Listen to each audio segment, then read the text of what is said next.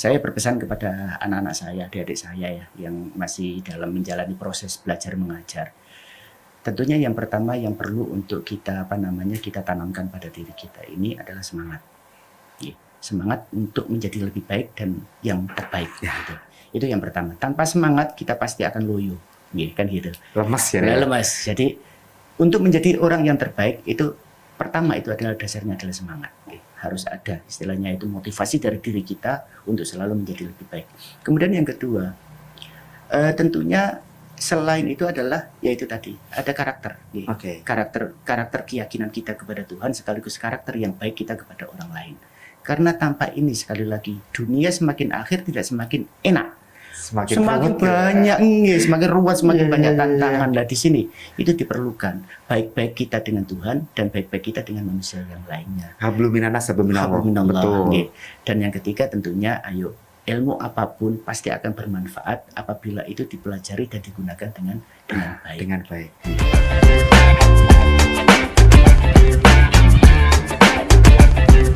Halo Mawar, selamat datang di podcast Suara Rakyat dan Fandar lagi nggak di Surabaya. Aku lagi jalan-jalan jauh ke Lamongan. Kita lagi ada, makanya kan ini kan beda kan, karena lagi main di Ponpes Sunan Derajat. Nah, karena main di Ponpes Sunan Derajat, ngobrolnya langsung sama yang punya ini kan keluarga. Bukan dari ya hanya sekedar guru aja. Guru. Ya. Dengan Mas Iwan Junahi, Mas dari Ponpes Sunan Derajat dan juga anggota DPRD Jawa Timur. Nah, kita bakal ngobrolin soal sekolah dan Ponpes tentu saja, Mas. Siap. Kan lagi ada di lingkungan sekolah juga nih, pendidikan juga Ponpes ya kan. Kita bakal ngobrolin soal itu. Karena gini loh, Mas, banyak itu yang habis lulus bingung mau kerja apa. Kayak udah apa ya ini? Bahkan nggak cuma yang sekolah biasa, yang kuliah pun juga gitu. Nah, ini kan jadi masalah baru gitu loh. Gimana sebenarnya konsep pendidikan yang relevan tuh biar habis gitu langsung siap kerja itu pripun toh, Mas? Oke, Matur suwun, Mas Fanhar. Iya. Fanhar. Ini ngambilnya dari Quran. Fanhar. Ya. Selalu berkorban untuk orang lain. Korban perasaan.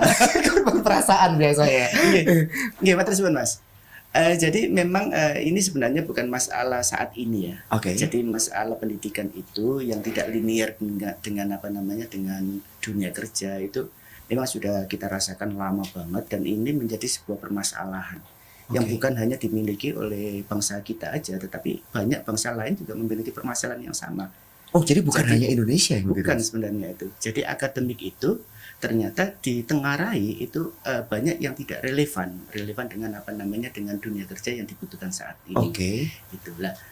Kira-kira kenapa ya itu kan? Nah ya itu. Kok bisa gitu? Nggak sinkron kayak jembatannya jadi hilang loh, Mas. Betul. Jadi kalau saya secara pribadi menilainya banyak hal. Yang paling utama itu adalah kekurang mampuan sebuah lembaga pendidikan itu melihat apa yang menjadi kebutuhan di masa-masa yang akan datang. Ini pertama kali. Makanya sebenarnya itu lembaga pendidikan itu harus memiliki sebuah visi yang kuat. Visi yang kuat itu artinya pendidikan itu nanti harus menghasilkan atau meluluskan output yang bagaimana sehingga output tersebut itu mampu terserap di dunia pekerjaan pada masa depannya output tersebut. Berarti harus balik ke lembaganya dulu ini, Mas. Sebenarnya itu yang paling utama. Bukan pemerintah dulu. Bukan. Kurikulum itu nanti berarti. Ya, tentunya ini ya banyak hal. Artinya bukan hanya lembaganya saja, tetapi pemerintah juga gitu. Pemerintah juga harus mampu istilahnya itu merumuskan sebuah kurikulum pendidikan itu nanti jangan hanya dilihat 5 tahun yang ke depan, 3 tahun ke depan, ini nggak bakalan itu memberikan efek positif kepada masyarakat ini, tetapi harus mampu sekarang itu membaca kira-kira itu loncatan dunia ini 10, 20, 30 bahkan 50 tahun yang akan datang. Kira-kira SDM yang bagaimana yang dibutuhkan. Itu repotnya. Makanya kita juga melihat bahwa mohon maaf dalam tanda kutip kekurang mampuan pemerintah untuk membaca itu. Karena yang nyiapin kurikulum gimana dari pemerintah. Dari pemerintah. Gitu. Kayak misalkan lembaga-lembaga pendidikan tidak bisa menentukan, nggak bisa, ini nggak pas, nggak boleh, Mas. Sebenarnya gini, jadi lembaga untuk pendidikan di Indonesia ini ada memang yang kurikulum nasional. Ini adalah kompetensi dasar yang harus dimiliki standar itu seluruh bangsa Indonesia ini, warga negara Indonesia ini harus punya itu. Nah, lembaga kemudian menambah lagi dengan konten-konten lokal yang sekiranya dibutuhkan kayak pesantren. Betul. Namanya diberikan tambahan istilahnya itu ilmu-ilmu yang terkait masalah ilmu pesantrenan dan lain-lain. Nah, seperti itu. Jadi sekali lagi yang pertama yang paling utama itu adalah visi dari pemerintah, visi dari pemerintah, visi dari dari lembaga pendidikan itu kemampuannya dalam membaca apa kira-kira ke depan itu yang dibutuhkan oleh ya lapangan pekerjaan. Itu dia ya berarti ya. Itu. Makanya sekarang kan sering itu ada guyonan itu Mas Fanhar itu ya. Ada guyonan itu sekarang ini sekolahan atau lembaga pendidikan itu sering sekali itu bukan bukti bahwa seseorang itu pernah berpikir, tapi ijazah itu hanya sekedar bukti bahwa kita pernah sekolah. Iya sih. Itu kan menunjukkan menunjukkan bahwa memang pendidikan kita ini ya agak sedikit perlu untuk perbaikan itu. Nah ini pernah ngobrol Van tuh sama beberapa ya peneliti pendidikan lah ya Mas ya. Sambatannya kayak gini, kurikulum kita dasarnya, pondasinya itu walaupun sekolah konvensional ataupun pesantren itu beratnya di teori aja. Padahal kalau kita lihat sekarang, kondisi sekarang ini Mas ya, nggak cukup itu teori aja. Itu dia. Nah ini kenapa gitu? Nah ini Mas, jadi ya mohon maaf karena saya itu basicnya dari pendidikan di pesantren gitu. Saya itu melihat ada sebuah ayat Al-Quran. Ini saya rasa bisa menjadi pemikiran kita bersama-sama ya, bahwa untuk bagaimanakah menciptakan sebuah kurikulum yang baik untuk kedepannya, sehingga anak itu atau output dari sebuah lembaga pendidikan itu mampu benar-benar itu hidup di dalam masanya. Gitu. Nah ya itu. Ada sebuah ayat Al-Quran itu pernah mengatakan, Allah itu menyampaikan. Jadi yang pertama, waladhi ba'atha fil ummiyina rasulam minhum yatslu alaihim ayatihi wa yuzakkihim wa yu'allimuhum kitaba wal hikmah. Itu artinya apa? Allah mengutus Rasulullah untuk menyampaikan. Nah, ini kurikulum. Oh iya juga. Itu kan. Benar. Ini kan kurikulum. Iya. Agar apa? Agar manusia itu mampu menghadapi zamannya masing-masing. Ini Allah itu mengutus Rasulullah dengan kurikulum yang sudah disampaikan. Apa itu? Pertama, yatslu alaihim ayatihi. Keimanan, Mas. Oke. Jadi keimanan ini memang perlu sekali. Sepandai apapun, sekaya apapun seseorang, tetapi kalau kepercayaannya kepada Tuhan itu blank, kosong gitu ya. Kosong. Iya. Suka stres lah pasti. Lah kalau sudah stres ya mohon maaf itu kan ya kita tahu lah. Iya. Ya seperti itu. Sehingga yang paling utama itu apa? Keyakinan kita itu kepada Tuhan itu harus diperkuat. Itu dulu berarti itu dulu. Karena supaya ruang kosongnya itu terisi dan jadi nggak menimbulkan masalah-masalah lain. Betul, gitu kan. Karena apa? Karena kekosongan pada jiwa, kekosongan pada pikiran itu nanti akan berakibat fatal gitu. Orang diisi apapun sulit, orang diajak ngapain juga sulit. Karena apa? Kosong gitu, ngeblank gitu. Dan itu bisa berdampak sampai ke kesiapan mereka di dunia industri, Mas. Pasti. Dapat tekanan dikit, stres, dapat kan gitu nanti. Banyak sih yang kayak gitu. Iya. Kan? Dapat istilahnya dapat tekanan dikit, dapat masalah dikit, nanti stres dan lain-lain. Tapi kalau orang yang beriman, tekan sekuat apapun, pasti yang diingat adalah Tuhan. Tuhan yang maha, sehingga apa? Menciptakan sebuah ketentraman. Karena hidup ini sebagai dasar utama kita bisa melangkah baik itu adalah dengan keimanan yang kuat. Berarti ini kita bicara kesiapan ke dunia kerja bukan hanya dihubungkan dengan industri. Nggak kita bisa, harus kembali ke akarnya dulu berarti. Akarnya dulu. Oke. Sekarang kalau seandainya umpamanya dia punya skill, kemampuan skillnya itu hebat, tapi dia suka stres, sama aja. Dia kalau jadi pegawai pun suka stres, dimarahin dia sama bosnya. Kalau seorang bos suka stres, nggak maju itu perusahaannya. Betul kan gitu. Juga sih. Itu yang pertama. Itu yatslu alaihim ayatihi kata Allah. Kemudian yang kedua apa? Wa yuzakihim.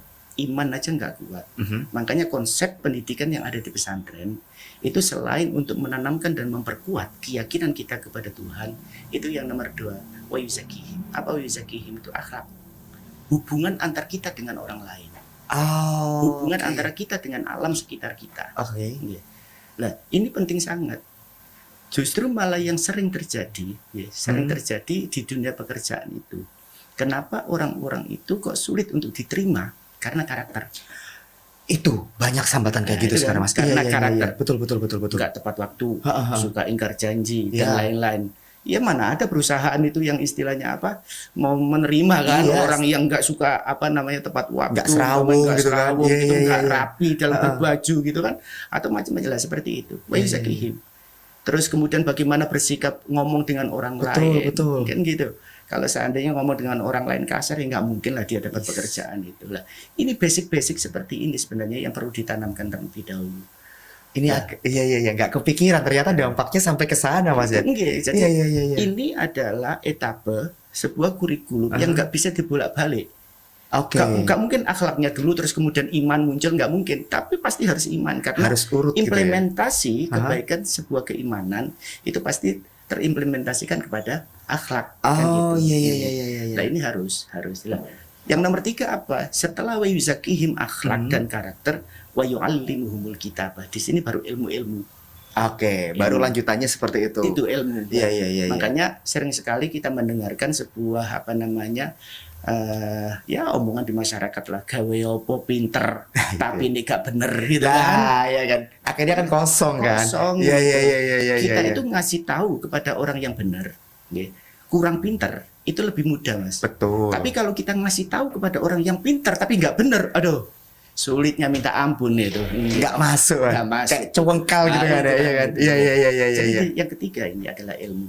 Ya, ilmu ya macam-macam ini ya, ilmu agama, ya ilmu umum, ilmu macam-macam. Betul. Ya mungkin tadi Mas Van Hart tadi sebutkan itu ilmu-ilmu teori kan, Iya. gitu kan, ilmu teori-teori. Padahal kita harusnya mundur dulu gitu kan. Betul. Jangan langsung ke sana dulu karena kalau ngomong kesiapan di dunia kerja ini tahapannya sebenarnya harus itu. tidak sesederhana itu. Enggak. Ya kan? Kemudian yang nomor 4, nah Ya. ini dilanjutkan sama Allah itu. Wa yu'allimuhumul kitab wal hikmah. Apa hikmah itu? Skill.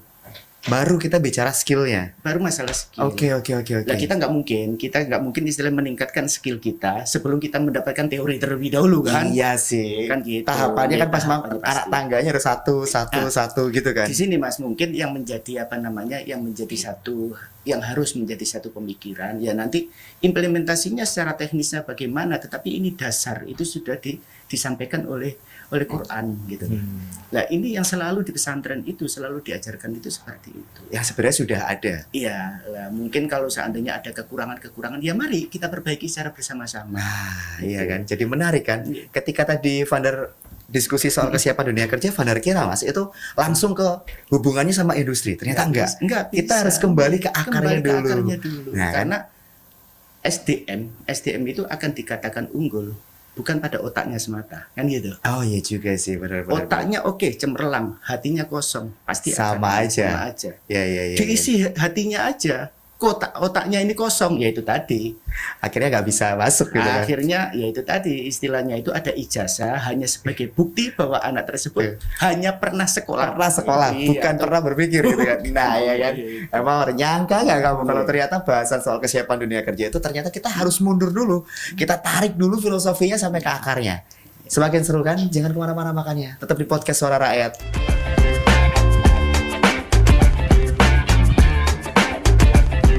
Kita lanjut lagi Empower, masih di podcast Suara Rakyat dan kita masih bahas soal kesiapan dunia kerja untuk lulusan. Siap. Yang ternyata Vander kaget deh Mas. Ternyata memang tarikannya tuh harus ke akarnya dulu. Nggak bisa. Betul. Kita ujuk-ujuk langsung connecting ke dunia industri. Nggak bisa demikian nggak ya bisa, kan. Mas. Iya. Tapi kan setelah ini selesai nih Mas. Memang belum semua lembaga pendidikan melakukan itu. Tapi kalau Vander lihat di Ponpes Sunan Derajat sudah gitu kan. Iya. Tarikan ke belakangnya gimana Mas? Kesiapan ke dunia industrinya seperti apa nih Mas? Jadi gini Mas ya. Ada sebuah atau sesuatu yang mungkin sedikit istimewa lah di Pondok Sunan Derajat ini. Karena memang ini sebuah amanah yang disampaikan oleh Romo Yai Ghafur. Jadi seorang muslim itu kata-kata beliau. Ya. Jadi wong Islam itu nek iso aja melarat. Gitu kan. Iya. Motivasi itu selalu disampaikan kapanpun dan dimanapun. Karena apa? Karena ada satu keyakinan kita kalau seandainya memang kita tuh mau benar-benar memperbaiki diri kita. Ada istilahnya al-Islamu ya'lu wa la yu'la alaih. Islam itu luhur, tinggi dan tidak ada yang mampu untuk mengungguli ketinggian daripada Islam. Lah seharusnya idealnya Muslim juga harusnya seperti itu. Iya Gitu loh. sih. Karena apalagi di Indonesia mayoritas Muslim, seharusnya Muslim ini juga harus mampu lebih dari segalanya kan gitu kan. Idealnya demikian Idealnya kan. seperti itu. Iya. Di antara dasar keberjalanan di pendidikan yang ada di Pondok Sunan Derajat ini itu yang menjadi sebuah dasar utama. Nggih. Artinya apa? Artinya kita pesantren jangan hanya melulu noto ati, Oke. tapi juga harus kita itu mampu juga istilahnya menoto otak gitu kan. Nah, dan mensinergikan. Nah, ini yang ketiga, Itu mensinergikan antar hati dengan otak. Harus nyambung gitu. Harus ya? nyambung. Iya, iya, iya. Karena apa? Karena ini merupakan basic dasar seseorang itu mampu atau tidak mampu di dalam menghadapi kehidupannya ini.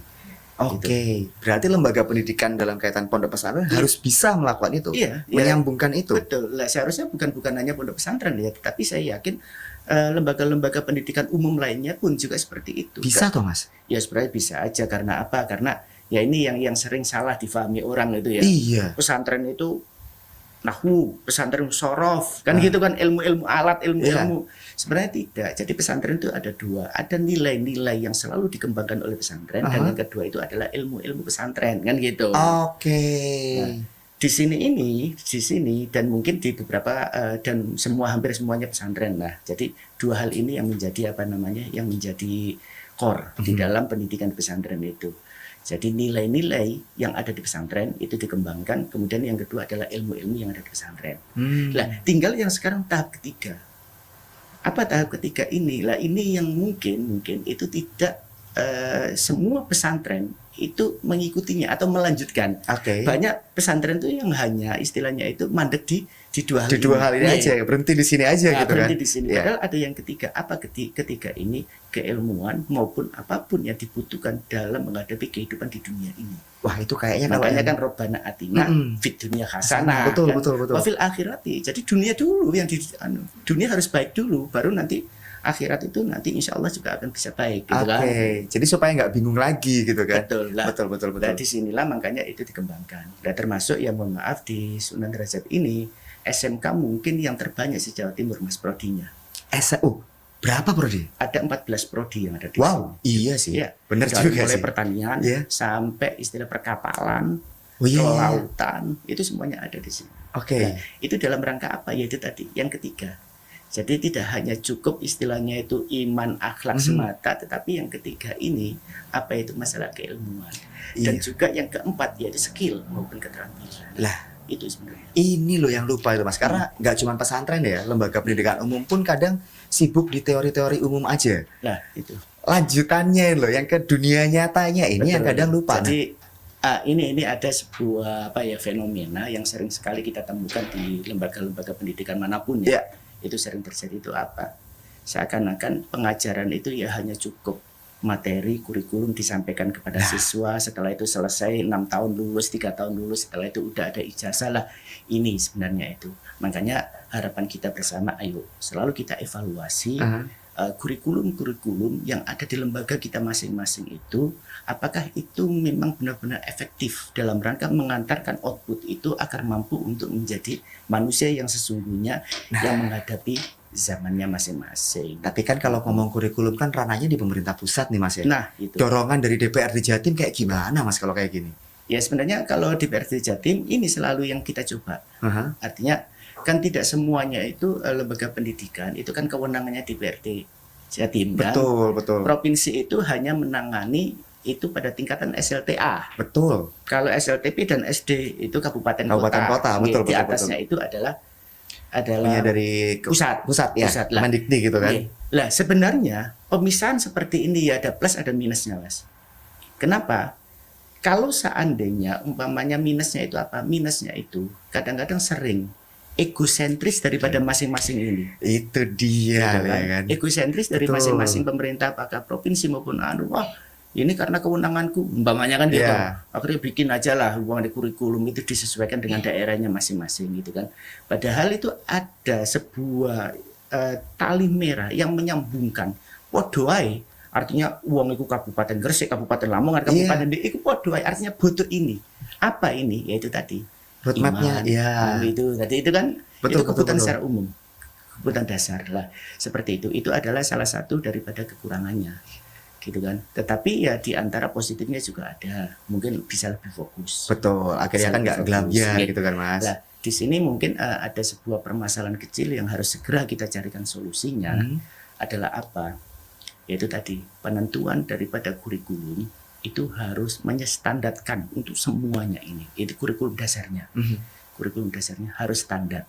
Dan perlu dicatat lagi, kurikulum itu jangan setiap ganti menteri mesti ganti kurikulum. Itu loh. Ini permasalahan. Itu bener Mas. Saya aja waktu sekolah dulu tuh kayaknya ganti kurikulum 3 kali ya. Lah itulah. Akhirnya bingung kan. Saya sebagai siswa waktu itu kayak lah berubah lagi Nah, gitu. itulah itu ya nanti mohon maaf itu nggak mungkin bisa efektif. Iya. Satu kurikulum diganti dengan kurikulum yang lain. Ini jeda waktu yang vakum. Ini berapa lama itu, berapa tahun? Iya. Penyesuaian dulu. Penyesuaian Betul. dulu, pergantian bukunya, pergantian macam-macam itu kan. Terus kemudian apa? Kemudian nanti itu baru umpamanya ya mohon maaf, politik kita itu kan siklusnya 5 tahun sekali ya. Ini untuk ganti kurikulum dari tahun pertama, ini mungkin bisa efektif baru tahun ketiga maupun tahun keempat. Habis itu ibarat ganti lagi siklusnya berubah. Ganti lagi. Ya ganti lagi. Tuhan. Oh. Lah ini Iya, yang menjadi iya. sebuah permasalahan. Artinya harus disadari benar-benar pemerintah saat ini itu harus istilahnya itu menafikan apa yang dinafikan. Yang dinafikan itu adalah kepentingan politik pada penentuan kurikulum untuk anak bangsa kita. Sebagai anggota DPRD Jatim nih Mas Iwan, pernah nggak mendorong itu? Misal pas lagi mungkin kunjungan ke kementerian atau apa, mendorong supaya itu tuh pernah nggak sih Mas? Kalau kebetulan saya tidak pernah bermitra dengan dengan dinas pendidikan, karena yang periode pertama saya di Komisi B, Komisi B itu kan Komisi Perekonomian. Betul. Terus saat ini saya posisinya di Komisi A di pemerintahan. Nah, ini kan tidak secara langsung saya bersentuhan dengan, tapi sering sekali teman-teman yang ada di Komisi A itu apa yang selalu disuarakan terkait masalah pendidikan ini, minimal paling tidak kita itu harus berkiprah untuk masyarakat.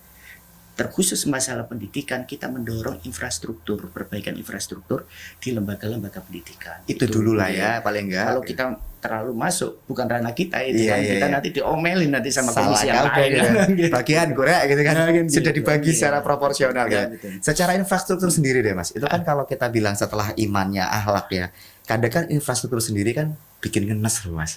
Itu kayak, aduh nggak semua lembaga pendidikan itu maupun umum dan pesantren itu yang sudah kategori layak aja udah alhamdulillah sebenarnya.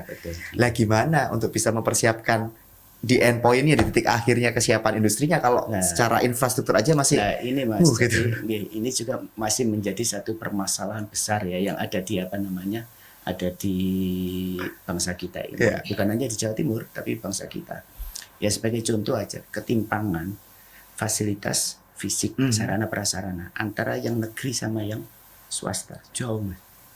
Yang negeri itu ya Allah kadang mewah gitu ya. Terus yang swasta ya Allah kadang itu ya berupa ya mohon maaf lah gitu kan. Nah seperti ini. Padahal itu apa? Padahal sekolah swasta itu perbandingannya itu berapa itu? Betul. Bisa itu mungkin kalau sekitar 10 atau 20 kali lipat kan jumlah kuantitas jumlahnya itu kan gitu. Nah, tentunya paling tidak pemerintah itu harus benar-benar fokus untuk melihat hal ini. Karena apapun juga untuk mendidik anak bangsa kita ini itu nggak mungkin diserahkan kepada sekolah-sekolah negeri semata, itu nggak mungkin. Betul. Apalagi dari SMP ke SMA jumlah sekolahnya itu perbandingannya jauh banget. Sehingga di sini itu perlu pemerintah itu benar-benar fokus gitu kan, benar-benar fokus. Fokusnya apa ya? Fokusnya itu tadi. Mana sih sekiranya? Ya mungkin karena keuangan juga terbatas ya pemerintah ya. Nggak mungkin lah dibangun semuanya, nggak mungkin. Tapi paling tidak itu pemerintah punya base data terkait masalah lembaga-lembaga yang punya potensi.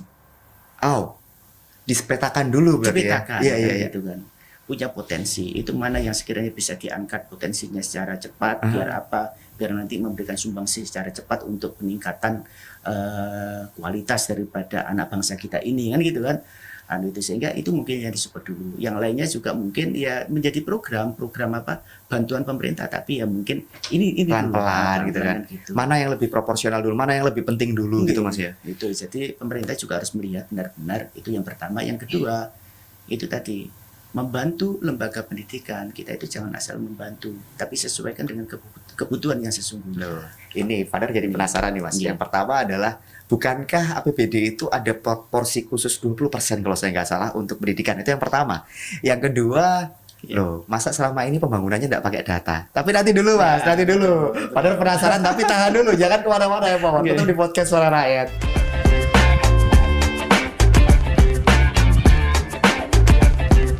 Kita lanjut lagi ya Pak, dan masih sama Vander. Dan terakhir tadi pertanyaannya cukup seru nih buat saya, karena itu jadi concern gitu loh mas. Bukankah di APBD itu 20% ya Ngapunten? Bener ya untuk anggaran pendidikan? Betul. Masih kurang nggak mas? Jadi itu memang amanah dari PP ya, Iya. dari istilahnya itu peraturan pemerintah pusat itu memang seperti itu, 20% itu minimal loh ya. Itu adalah untuk istilahnya itu fasilitasi dan pokoknya urusan pendidikan. Iya. Tetapi yang perlu kita ketahui 20% dari APBD yang dialokasikan untuk pendidikan itu ya tidak semuanya hanya untuk fisik. Ya, untuk guru, untuk peningkatan macam-macam seperti itu. Nah, memang sebenarnya kalau dihitung ya untuk secara nasional 20% minimal itu dari APBN maupun APBD itu jumlahnya cukup signifikan. Sangat signifikan sekali, gede loh itu. Gede banget mas. APBD Jawa Timur aja kalau saya nggak salah 30-an ya. 30 lebih. 30 lebih, 20%-nya itu berarti 6 triliun. 6 triliun. Gede loh itu sebenarnya mas, masih kurang tuh. Ya kalau untuk mencukupi kebutuhannya semuanya ya jelas masih kurang mas. Paling nggak standar Tapi aja deh mas, itu ya kan. Masih kurang juga. Lah makanya itu kan itu tadi. Jadi sebenarnya itu database pemerintah itu. Siapa yang butuh dibantu apa? Kan gitu kan? Itu yang paling utama sebenarnya. Harusnya kan kayak gitu. Kalau umpamanya sebuah lembaga pendidikan itu umpamanya secara fisik itu sudah sip ya umpamanya. Tetapi secara SDM yang perlu ditingkatkan berarti harus kita bantu peningkatan SDM. Betul, pelatihan misalnya. Iya. Kalau umpamanya sekarang itu dari sisi fisiknya udah oke umpamanya kan. Tetapi isi kelasnya umpamanya kurang. Apalagi sekarang sudah zaman teknologi informatika. Betul. Harus agar nggak gaptek itu ya harus ada apa namanya istilahnya itu pakai apa ya? Pakai teknologi terbaru gitu lah ya. Iya. Nah, berarti kan harus dibantu itu kan gitu. Kalau memang butuh fisiknya yang dibantu ya dibantu fisiknya lah. Tentunya ini itu tidak bisa serentak pada 1 tahun. Ya. Karena terlalu banyak gitu kan. Habis nanti duitnya. Iya kan. Jadi nggak bisa ngapa-ngapain juga kan gitu. Iya. Tentunya di sini itu perlu adanya roadmap memang. Roadmap pembangunan lembaga pendidikan atau roadmap daripada peningkatan atau pembangunan pendidikan di Jawa Timur. Itu harus punya roadmap itu lah. Belum ada tuh mas. Ngapunten loh, Ya, karena kan saya kan mikirnya kan kalau Jawa Timur ini kan sudah seharusnya sudah ada. Iya, masa belum ada tuh mas? Ya itulah. Ya sering sekali karena apa? Ya mohon maaf kalau memang kita fair ya, yang sering sekali segalanya itu harus dikaitkan itu dengan politik. Dan politik itu mohon maaf itu sering sekali itu apa? Saling kepingin istilahnya itu nyantolkan nama masing-masing gitu loh. Iya. Gak mau, sering sekali kita itu sering ya nggak mau umpamanya melanjutkan kebijakan yang sudah istilahnya itu yang sudah diganti gitu kan. Itu kan sering sekali nggak mau itu. Saya harus ini membuat. Makanya kan kita sering kadang-kadang untuk perubahan nomenklatur ataupun perubahan nama yang sebenarnya nggak substantif. Kayak ujian nasional, ada Eptanas, ada ya ngapain kan sama aja substansinya. Sama aja ujian terakhir kan itu final gitu kan. Sering itu kayak gitu. Padahal sekali kita ganti nama aja, itu berapa yang harus kita korbankan? Iya. Dari tenaga, pikiran, biaya. Jadi butuh dari situ dulu ya. Itu dan itu harus menjadi satu komitmen gitu. Tantangan terbesarnya selain itu apa mas? Misalkan bisa jadi ada tantangan terbesar lain kayak bikin data ini juga nggak mudah, kayak Jawa Timur ini kan seluas itu gitu. Untuk menentukan database pembangunan supaya lulusannya siap kerja bisa jadi SDM-nya kurang. Ini mungkin loh. Mungkin ya itu juga, tetapi yang ya ini secara ada juga faktor alamiahnya ya memang kita nggak bisa memprediksi ya, sulit sekali ya memprediksi itu nanti itu besok bagaimana. Kan gitu ya, tahun depan bagaimana, 20-30 tahun yang akan datang itu bagaimana, ini kan memang agak sulit memang. Karena apa? Ini pertumbuhan atau perubahan dunia ini kan semakin cepat banget. Betul, secepat itu memang. Tapi yang pasti itu semuanya bisa kita minimalisir. Artinya itu apa? Yaitu tadi, kita balik nonggone ke Quran tadi itu. Kita harus kembali ke akarnya gitu ya. Akarnya dulu. Minimal paling tidak kekuatan keyakinan kita kepada Tuhan. Sekaligus berbaik-baiknya atau baiknya sebuah karakter pada diri generasi muda kita. Sebenarnya ini aja sudah menjadi Oke. Basic dasarnya itu. Iya sih. Vander mikirnya itu akan jadi sangat relevan dengan kondisi Gen Z sekarang loh mas. Gitu. Gen Z sekarang itu ngelihatnya, pokok aku sekolah itu syarat. Iya kan? Pokoknya aku sekolah, belajar, selesai. Akhirnya jadi mereka kayak nggak merasa ada relevansinya sekolah sama kehidupan di luar tuh jadi nggak ada. Ketika itu dikembalikan ke akarnya Mas, itu akan menyelesaikan masalah-masalah yang Ya, insya ada. Allah paling tidak itu mengurangi itu tersebut. Oke. Nggih. Terus ditambah lagi itu yang mohon maaf, yang kedua ada satu yang perlu juga menjadi satu pemikiran kita bersama-sama. Formalitas itu jangan terlalu dijadikan acuan. Contoh, Oke. setiap orang daftar harus menyetorkan ijazah, kan gitu kan? Setiap umpamanya orang mau daftar umpamanya jadi pegawai apa harus ada ijazahnya. Bahkan khawatir aja nanti ke depan itu orang nikah wajib ijazah, kalau nggak ijazah nggak boleh nikah, itu kan ya sulit juga. Rambo, nanti. lucu juga. Tapi Ya. bukan tidak mungkin itu terjadi. Kalau Nah, melihat itu. sekarang itu kan kondisi sekarang. Nah, betul, itu yang terjadi kan seperti itu. Iya, Nah, iya, iya. padahal ya sekali lagi sering sekali kita jumpai di lapangan ini bahwa ijazah itu tidak membuktikan sebuah kualitas. Iya, Kan benar bisa, kan? bisa. Iya, Ha. itu hanya formalitas. Oh ya, orang itu pernah bekerja, Pernah sekolah kan. Iya, gitu. Nah, iya. sebenarnya di sini itu yang perlu untuk kita rubah ya budaya kita di Indonesia ini dalam rangka untuk segala sesuatu itu biar the right man, apa istilahnya itu? Behind the gun gitu ya? Behind the gun itu Betul, kan, betul, ya betul. apalah itulah. Ya. Ya. Nah, biar seperti itu berarti yang harus kita perkuat itu bukan legal formalnya tersebut yang harus kita, tapi Oke. apa? Yaitu tadi secara apa namanya istilah seleksinya Aha. itu benar-benar itu diseleksi betul-betul orang walaupun umpamanya tanpa ijazah tapi hasil seleksinya bagus ya udah diterima Gas, saja gitu kan. gas kan gitu kan. Nah sekarang kan enggak, Iya. persyaratan pokok dasar ijazah minimal S1 Padahal belum tentu yang lulusan SMA juga tidak bisa mengisi posisi itu gitu kan. betul. Atau di sisi lain deh Mas, wirausaha deh. Ini karena kepikirannya mendadak pas tadi saya Iya. OTW ke sini lihat wah ini Ponpes Surat Derajat ini leading sektor bisnisnya juga lumayan Betul. kuat gitu kan. Iya. Apakah itu juga harus dikuatkan untuk lembaga pendidikan? Bukan hanya pesantren, tapi lembaga pendidikan umum pun Mas. Tentunya Mas, tentunya. Jadi yang pertama itu kenapa harus diperkuat entrepreneurship Aha. pada sebuah lembaga pendidikan khususnya di pesantren. Satu paling tidak itu nanti akan memancing ya, istilahnya itu memberikan stimulus kepada para siswa maupun santri itu bahwa ini loh kehidupan nyata dunia itu ya seperti ini. Ditunjukkan Tidak hanya realnya, keinginan aja, ya. gitu. Iya, itu iya. yang pertama. Paling tidak dengan adanya seperti itu memberikan motivasi untuk apa dia berkembang pada dunia yang lain, tidak hanya lutak-lutak istilahnya kalau orang Jawa bilang itu Lutak-lutak, pada, iya, iya. pada kitab, Ya. pada itu aja mata. Iya. Tapi realita hidup ternyata seperti itu.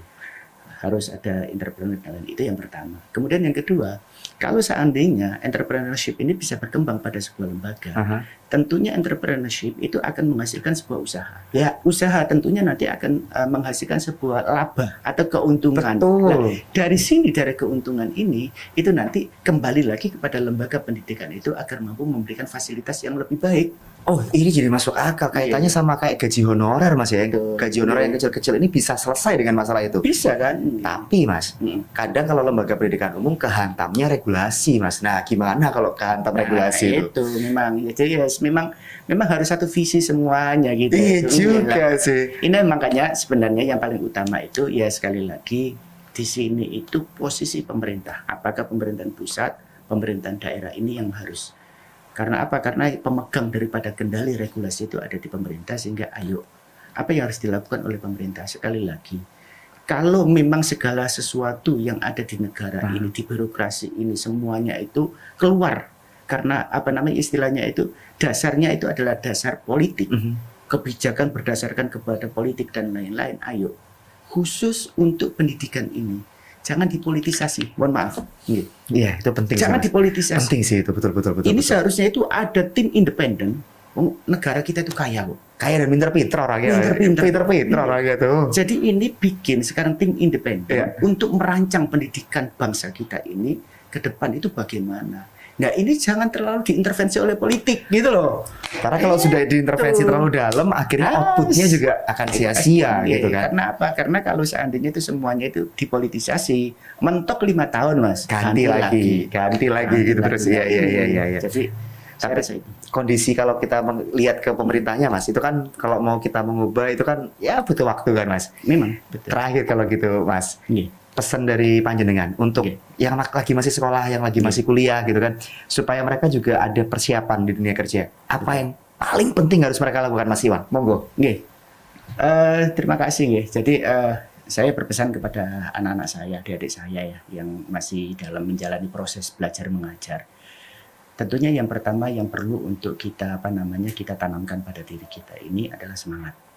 Ya, semangat untuk menjadi lebih baik dan yang terbaik. Ya. Gitu. Itu yang pertama. Tanpa semangat kita pasti akan loyo, ya, kan gitu. Lemas ya. Lemas. Jadi untuk menjadi orang yang terbaik itu pertama itu adalah dasarnya adalah semangat. Ya. Harus ada istilahnya itu motivasi dari diri kita untuk selalu menjadi lebih baik. Kemudian yang kedua, tentunya selain itu adalah yaitu tadi ada karakter, ya. karakter keyakinan kita kepada Tuhan sekaligus karakter yang baik kita kepada orang lain. Karena tanpa ini sekali lagi dunia semakin akhir tidak semakin enak, semakin banyak, semakin ruwet, semakin banyak tantangan. Lah di sini itu diperlukan baik-baik kita dengan Tuhan dan baik-baik kita dengan manusia yang lainnya. Hablum minanas hablum minallah. Betul. Dan yang ketiga tentunya ayo ilmu apapun pasti akan bermanfaat apabila itu dipelajari dan digunakan dengan baik. Pada prinsipnya memang semua ilmu itu kalau diamalkan dengan baik, outputnya juga akan baik kan. Nah, itu loh Empower. Jadi ketika mempersiapkan ke dunia kerja, untuk mungkin anak-anak kamu, adik-adik kamu, saudara-saudara kamu, atau bahkan kamu sendiri, yang pertama kali yang harus kamu lakukan adalah karakter dulu. Kembali ke akar dulu, Mas. Akar dulu. Sambil dibantu dari Mas Iwan dorong supaya pemerintah tidak terus-terusan mempolitisasi pendidikan. Betul. Iya kan? Tapi kan kalau supaya dua-duanya jalan bareng nih, gitu kan, Mas Iwan berjuang dari sektor legislatif, kamu, ayo kita kuatin karakter ya. Makanya penting buat kamu share episode ini kemana-mana, biar apa? Kita benahinya bareng-bareng, selaras, semuanya gerak bareng, memperbaiki karakter, kembali ke akar, dan teman-teman yang ada di DPRD Jatim mendorong supaya itu tidak terus-terusan dipolitisasi. Jangan lupa di like juga, subscribe juga. Kenapa? Karena podcast Suara Rakyat tuh isinya insight semua buat kamu. Kita akan bareng-bareng jadi orang yang lebih baik lagi. Terima kasih banyak, Mas Iwan. Sama-sama. Insightnya luar biasa banget. Tersun. Kita pamit dulu ya, Mbak Vaner pamit, Mas Iwan pamit. Sampai jumpa di episode berikutnya. Have a good day. Assalamualaikum warahmatullahi wabarakatuh. Waalaikumsalam. Bye.